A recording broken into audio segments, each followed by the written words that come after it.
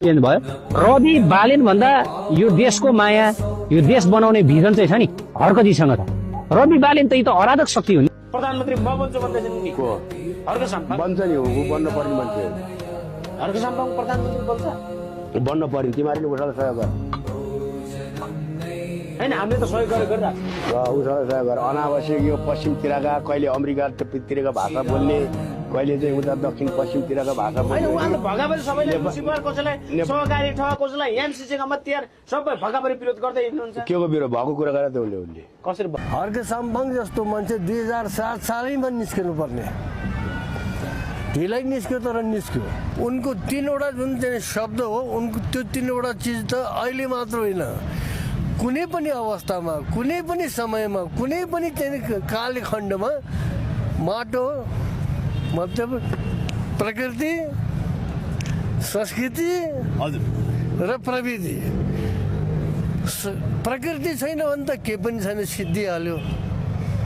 संस्कृति छैन भने आफ्नो परिचय के त प्रविधि छैन भने अगाडि कसरी बढ्ने त। त्यसै कारण यो त समाजको अनिश्चित चिज हो। यसलाई छोडेर कोही पनि समाज अगाडि बढ्न सक्दैन।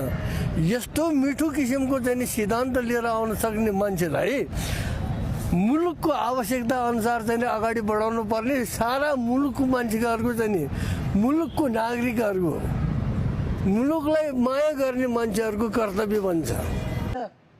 तपाईँ हर्क साम्पाङ विरोधी हो। तपाईँलाई अहिले भर्खरै यहाँ काँडे तार हानिन्छ नि फेरि जनता बोलाइन्छ नि फेरि यहाँ अहिले तपाईँ यस्तरी बेजत गरेर नबस्नु नि फेरि पत्रकारजी कसको मन्दिरभित्र आएर तपाईँले भन्दै हुनुहुन्छ नि फेरि म यस्ता राम्रो मान्छेहरूको सपोर्ट गर्ने मान्छे हुँ। तपाईँले हर्क साम्पाङको बेजत गर्नुहुन्छ भने भारी बोकेर मात्र सबै निर्माण हुन्छ नचाहेको कुरो नगर्नु। तपाईँले अहिलेसम्म एउटा ढुङ्गा बोक्नु भएको छ लाज लाग्दैन जे पनि बोल्ने अहिलेसम्म रोडको एउटा फोहोर उठाएर डस्टबिनमा फाल्नु भएको छ तपाईँले फाल्नु भएको छ हो मैले फालेको छु। तपाईँ नचाहेको कुरा नगर्नुहोस् हे पत्रकारज्यू होसको तपाईँ खानुहोस् है। तपाईँ बियो बालेन वा ओलीहरूले जित्नु भन्दा त बरु हर्क साम्पाङले जितेको ठिक छ भन्छु म। बालेन शाह डाक्टर निकोलस भुषाल रवि भनेका यी मिल्ने हुन् तर हर्कसँग यिनीहरू मिल्न कहिले पनि सक्दैनन्।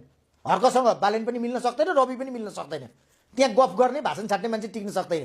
त्यहाँ काम गर्ने के भन्छ श्रम गर्ने अनि के भन्छ देश बनाउने मान्छे मात्रै टिक्न सक्छ। अब बढ्ने देश भनेको श्रम लिएर के भन्छ मेहनतले सबैजनाले अर्काको कुरा काटेर के भन्छ चाक पखालेर चाहिँ फलानु यस्तो खुट्टो तानेर बढ्ने स्थिति हुँदैन। गुरुङ राई लिम्बू मगर गुरुङहरूलाई देशको प्रधानमन्त्री बनाइदिउँ।